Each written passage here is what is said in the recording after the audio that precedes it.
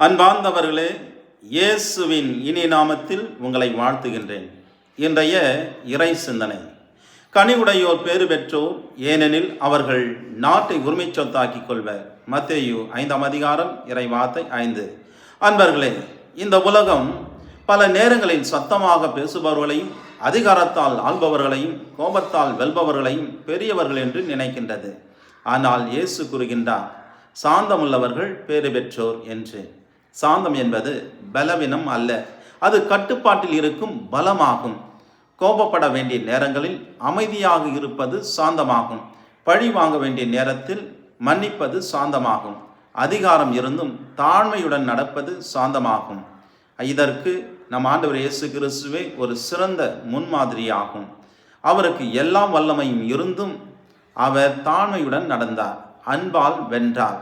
சிலுவையில் கூட தன்னை கொடுமைப்படுத்தியவர்களை மன்னித்தார். இன்று நாம் சிந்திக்க வேண்டியது இதுதான். என் வாழ்க்கையில் சாந்தம் இருக்கின்றதா? என் குடும்பத்தில் அமைதி உண்டாக நான் அதற்கான வழியை ஏற்படுத்துகின்றேனா? என் கோபத்தை தேவனிடம் ஒப்படைக்கின்றேனா? சாந்தமுள்ள இதயம் உடையவர் ஒருபோதும் தோல்வி அடைவதில்லை. அவர் தேவனுடைய கிருபையால் எப்பொழுதும் வெற்றி பெறுகின்றார் என்பதை நம்புங்கள். ஜெபம்.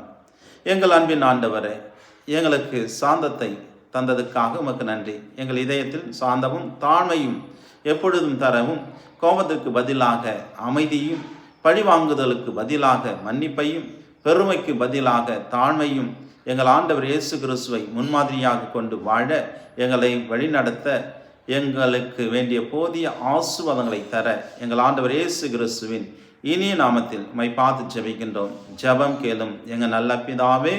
ஆமேன், ஆமேன். எல்லாம் வல்ல அன்பிறைவன், தந்தை, மகன், தூய ஆவியார் உங்களை ஆசீர்வதிப்பாராக.